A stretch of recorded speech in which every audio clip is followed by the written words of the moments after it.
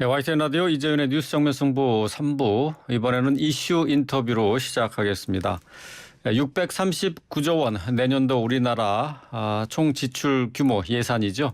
2010년 이후 처음으로 전년 대비 예산을 축소 편성했는데요. 윤석열 대통령은 지난 25일 국회 시정연설에서 나라 빚이 1,000조 원을 넘었다면서 방만 재정에서 건전 재정으로의 전환이라는 원칙 하에 정부 예산안을 짰다고 밝혔습니다. 오늘 이슈 인터뷰에서는 윤 정부 예산안에 관한 내용 자세히 짚어보겠습니다. 이상민 나라살림연구소 수석 연구위원 연결돼 있습니다. 이상민 위원님 안녕하세요. 예, 안녕하세요. 네, 자 더불어민주당은 이번 윤석열 정부의 첫 내년 예산 정부 예산을 놓고 부자 감세다라고 문제를 삼았고요. 국민의힘은 재정 건전성을 고려하면서 사회적 약자를 위한 예산을 늘렸다라고 주장하고 있습니다. 양당의 입장 차이가 큰데요. 예. 어떻게 봐야 됩니까? 예, 일단 처음에 사회 진행자께서 2010년 이후로 13년 만에 처음 감축된 예산이다라고 추경호 부총리가 그렇게 표현을 했는데요. 네. 그런데 이것은 팩트는 아니에요. 그러니까 일단 당장 올해도 전년 추경보다 적은 예산안을 제출했거든요. 올해 예산안도 전년도 추경 예산안보다 적은 예산안을 제출했고요. 그러니까 정확히 말하면 올해 예산안도 전년 추경보다는 줄고 본 예산보다는 늘었어요. 추경 예산을 포함한 것을 얘기하는 거죠, 지금. 근데 내년 예산안도 마찬가지로 올해 추경보다는 줄고 본 예산보다 늘었다는 것은 올해 예산안과 내년 예산안이 정확하게 똑같습니다. 근데 올해 예산안이 나올 때는 굳이 본 예산이랑 비교해서 슈퍼 예산이라고 말하고 내년 예산안은 굳이 추경과 비교해서 13년 만에 처음 줄었다라고 말을 하고 있는데요. 근데 제가 이 말을 왜 하냐면은 네. 그러니까 이게 민주당이 맞냐, 국힘당이 맞냐, 굉장히 국민들도 많이 나눠서 얘기를 하고 있는데 저는 본질적으로 예산을 바라볼 때 정파적으로 바라보는 것은 좋지 않다고 봐요. 그러니까 이게 꼭 그렇게 지난 정부는 무조건 확장적 예산을 펼쳤고 이번 정부는 항상 긴축적 건전한 예산을 펼쳤다라는 그 프레임 자체가 꼭 국민들은 그 프레임에 맞춰서 생각할 필요가 없다라는 얘기인데요. 그러니까 예를 들어서 지난 정부도 17년, 18년도는 긴축 재정을 펼쳤어요. 그리고 이번 정부도 올해 2차 추경부터 올해 정부가 편성한 예산인 거잖아요. 올해 2차 추경 같은 경우는 굉장히 확장적인 예산을 펼쳤죠. 그렇기 때문에 너무 정파적으로 바라보지 말고 정확하게 숫자를 바라보고 정확한 팩트가 뭔지를 한번 파악하는 것이 더 좋을 것 같습니다. 말씀하시는 것은 올해 추경이 내년도 예산과 이렇게 합산해서 지금 말씀하시는 것 같은데요. 그러니까 정확히 말하면은 예산안은 예산안이랑 비교를 하는 것이 좋고요. 본 예산은 본 예산이랑 비교하는 것이 좋죠. 그게 라임이 맞잖아요. 본 예산하고 비교를 해야 하는 게 맞는 거다. 그런 주장이시군요. 그러니까 정확하게 그런 주장이 아니라 이건 정확하게 논리적으로 그러니까 내년도 예산안이 올해보다 줄었다라는 말의 근거는 올해 추경보다 줄었다라는 거예요. 마찬가지로 올해 예산안도 작년 추경보다는 줄었었거든요. 그런데 올해 예산안이 처음 나올 때는 작년 추경보다도 줄은 올해 예산안이 처음 나왔을 때는 작년 본 예산과 비교해서 슈퍼 예산이라고 그러고 내년 예산안이 나왔을 경우에 올해 본 예산보다는 많이 늘었죠. 그런데 올해 추경과 비교해서 13년 만에 처음 감축한 예산안이라고 그러는데 추경과 본 예산을 비교를 했다고요? 그거는 말이 안 되는 얘기 아닙니까? 아니요, 그것도 말이 되죠. 그러니까 올해 추경호 부총리가 13년 만에 처음 예산을 줄었다라고 말하는 근거는 뭐냐면은 올해 추경 때 굉장히 많이 지출을 늘렸잖아요. 근데 올해 지출을 굉장히 많이 늘린 것에 비교하면은 내년도 예산안은 줄어든 거죠. 그런데 올해 처음 본 예산과 비교해 보면은 내년도 예산안은 확장이 됐거든요. 근데 이거를 보고 올해 추경보다 줄었기 때문에 13년 만에 처음 줄은 예산이다라고 추경호 부총리가 말을 하는 겁니다. 알겠습니다. 그 부분은 일단 좀 이 정도에서 좀 하도록 하고요. 자, 지금 이제 약자 복지라는 것을 이제 강조하지 않았습니까? 그런데 지금 노인 일자리를 6만 개 이상 줄였고 지역 화폐 예산을 전액 삭감했습니다. 그리고 청년 관련 예산도 삭감했다라는 것이 예, 예. 이제 민주당의 그렇죠. 주장인데요. 예. 이게 어떻습니까? 이게 지금 그러니까 약자 복지에 부합하지 않는다라는 주장에 대해서 어떻게 봐야 되나요? 저는 사실 몇몇 특정 사업만 보고 이런 것을 삭감해서 안 좋다라고 평가하는 것은 큰 의미가 없다고 생각해요. 그럼 네. 뭐 반대로 말하면은 특정 몇몇 증액한 사업만 나열하면은 또 따뜻한 복지를 했다라고 표현할 수도 있는 거잖아요. 예, 예. 그렇기 때문에 우리는 전체 삭감이 어떤 것에서 되었고 전체 증액이 된 것이 어떤 것이 되었는지 좀 큰 틀로 파악하는 것이 필요한데요. 그러니까 제가 그 복지 사업 중에서 전체 삭감된 사업을 다 따져보니까 한 52조 원이 삭감이 됐더라고요. 52조요. 예, 근데 증액된 사업은 다 따져보니까 83조 원이 증액이 됐어요.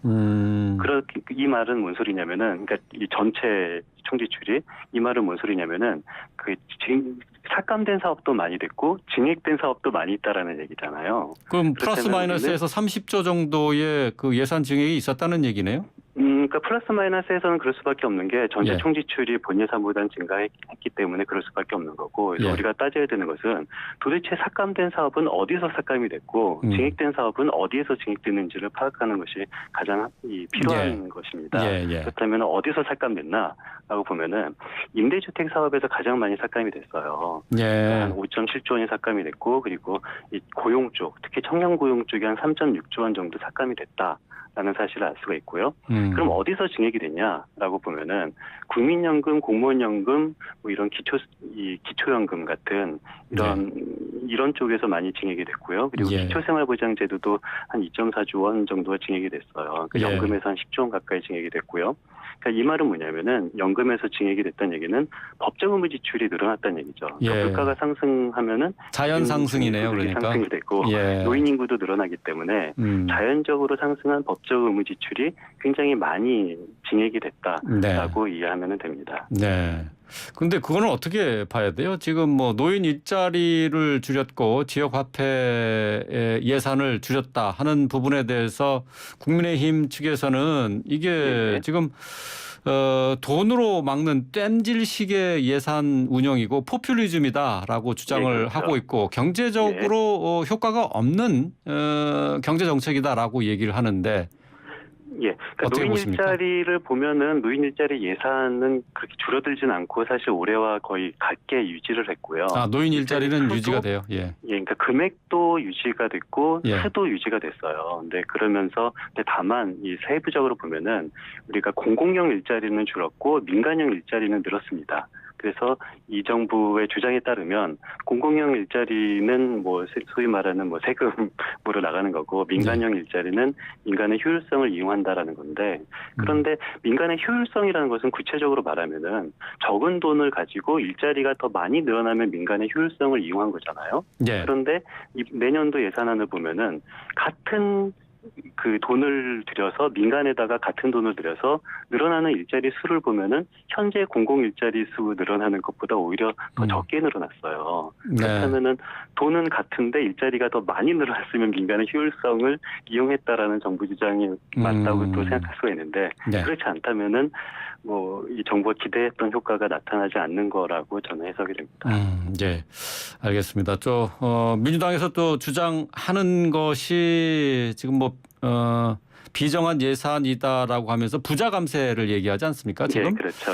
예. 지금 이제 세법 개정안도 이번에 통과를 시켜야 되는 상황인데 법인세도 지금 인하가 예정이 돼 있고 맞습니다. 3주택 이상 종부세 누준세가 폐지가 됩니다. 예. 자, 상속세율 인하도 역시 추진이 되는데 여기에 대해서 민주당에서는 반대 입장을 밝혔습니다. 예, 맞습니다. 이거 세법 개정안 그러면 어떻게 바꿔야 된다는 거죠? 일단 정부는 내년도 예산안을 어떻게 홍보를 하냐면은 따뜻한 복지와 건전 재정이라는 두 마리 토끼를 다 잡았다라고 자평을 해요. 네네. 그런데 사실 두 마리 토끼를 다 잡을 수는 없는 거고요. 왜냐하면 두 개는 상반되는 거잖아요. 그렇기 때문에 둘 중에 어느 것을 더 잡았나라고 보면은 안타깝게도 제가 보기에는 두 마리 토끼를 다 놓친 것 같은 느낌이 들어요. 왜 그러냐면은 재정적으로는 충분히 건전하냐라는 질문에서 봤을 때 총수입이 내년도 2.8% 증가하는데 총지출은 5.2% 증가하거든요. 작년만 하더라도 총수입 증가율이 총지출 증가율보다 더 컸어요. 그런데 내년도 같은 경우는 총지출 증가율이 더 작으니까 특히 국세가 한 1%밖에 늘지 않습니다. 이런 상황에서 5.2% 지출이 증가하는 것이 과연 충분히 건전하냐라는 측면에서 건전하지 않다라고 생각이 되고요. 예. 그렇다면 사회적으로 따뜻한 복지가 구현이 됐나? 예. 보면은 올해 물가 상승률이 5% 넘잖아요. 예. 그리고 노인 인구도 한 5.7% 정도 이상 늘어날 텐데 이런 상황에서 5.2% 증가는 사회적으로 보면은 오히려 긴축 예산이다. 라는 그런 안타깝게 평가할 수밖에 없는데요. 근데 예. 저는 근본 원인이 왜 두 마리 토끼를 다 놓쳤냐. 이 사회적으로는 긴축이고 재정적으로는 충분히 건전하지 않은 이유가 바로 국세 수입이 1%밖에 늘지 않기 때문에 그러거든요. 예. 국세 수입이라는 것은 물가가 상승하면은 자동적으로 세수도 늘어나게끔 되어 있어요. 그런데 네. 물가가 상승하는데 1%밖에 늘지 않는 이유는 그 정부의 감세 정책 때문에 1%밖에 늘지 않는 거고, 그래서 만약에 이런 감세를 되돌린다라면은 두 마리 토끼를 다 잡을 수도 있죠. 좀 재정적인 네. 건전성을 확보하면서도 사회적으로 국가의 역할을 더 충실히 할 수가 있는 유일한 방법이 어떤 감세를 좀 철회하는 거 아닐까라는 개인적인 생각을 가지고 있습니다. 국세 수입을 좀 늘려야 된다라고 말씀하셨는데 지금 법인세 세율 인하는 사실 뭐 기업의 경제 진작 경제 상황을 조금 호전시키기 위해서, 그러니까 기업의 활동을 활발히 하는 것을 통해서 결국은 나중에는 세수가 더 늘어나지 않느냐, 이제 그런 논리잖아요. 추경호 부총리는 그런 말을 하는데요. 그런데 저는 이 법인세 감세를 했을 때 기업이 활성화가 돼서 실질적으로 세수가 증가한다라는 말을 근거가 삼는 논문을 한 건도 본 적이 없어요. 그러니까 굉장히 많은 전 세계 경제학자들이 세율, 법인세율과 세수의 상관관계를 연구를 하는데 세율을 내렸을 때 세수가 증가하는 연구는 본 적이 없고요. 다만 세율을 내리면은 세수가 감소하는 것은 맞는데, 다만 기업의 투자가 세율을 내리면은 증가할 것인지 감소할 것인지에 대해서는 좀 논문을 보면은 굉장히 다양한 논문이 있어요. 어떤 논문은 이 세율을 내리면 투자가 증가한다는 논문도 있고, 세율을 내려도 투자가 증가하지 않는다는 논문도 있는데, 일반적으로 봤을 때 투자가 증가하더라도 굉장히 제한적으로 투자가 는다라는 것이 가장 다수를 차지하고 있는 논문인 건 맞습니다. 그래요. 아, 그렇구나. 투자가 증가가 되면은 좀 그래도 일자리가 늘어난다는 긍정적인 효과를 기대를 할 수는 있는데 그것도 좀 불확실하다는 얘기네요. 증가하면은 이거는 일자리가 늘어날 수 있는데요. 투자가 증가하더라도 대단히 제한적으로 투자가 증가한다라는 것이 가장 이 학계에서는 일반적인 그런 결론입니다. 예, 그렇군요. 이제 예산안 심의가 시작이 됩니다. 지금 예산안 처리 시한이 12월 2일까지인데 지금 여야의 지금 대결 구도로 이게 이 시한을 지킬 수 있을까 의구심을 갖는 분들이 많거든요. 그렇죠. 자, 어떤 노력이 필요합니까? 저는 반드시 12월 2일까지 처리가 돼야 된다라고 생각하고요. 이것이 헌법에 써져 있어요. 그러니까 이것을 12월 2일까지 통과를 하지 않는다면은 헌법을 위반하게 되는 굉장히 큰 일인 거고요. 그렇죠. 근데 이것이 지키지 않으면은 우리 지자체 같은 경우는 우리 중앙정부 예산안이 통과가 되면은 그리고 나서 광역이 예산안을 마치고 또 기초가 예산안을 마치는 단계적으로 되어 있는데, 이게 시기가 억울해지면은 이 모든 게 다 억울해지게 되는 거예요. 때문에 국민들이 절대적으로 어떠한 좀 협의를 많이 하더라도 밤샘 협의를 하더라도 12월 2일이라는 한계는 반드시 지켜야 된다라고 아주 정치권에게 강력하게 요구를 해야 된다고 생각합니다. 예, 알겠습니다. 자, 오늘 말씀 여기까지 듣겠습니다. 고맙습니다. 예, 감사합니다. 이상민 나라살림연구소 수석연구위원이었습니다.